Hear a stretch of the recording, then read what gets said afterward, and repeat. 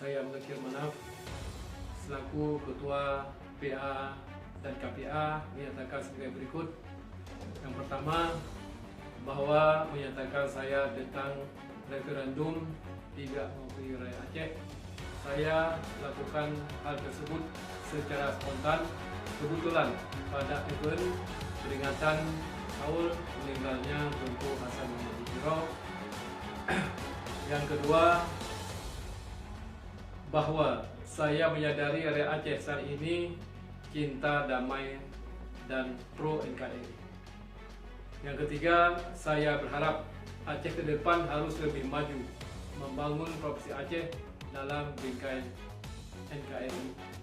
Yang keempat, hal-hal lain yang menurut saya belum sesuai pasca NU Helsinki akan saya buat suatu sendiri guna menuntaskan semua butir-butir MOU Helsinki ke depan. Assalamualaikum warahmatullahi wabarakatuh. Selamat Hari Lebaran 1440 Hijrah. Mohon maaf lahir dan batin. Terima kasih.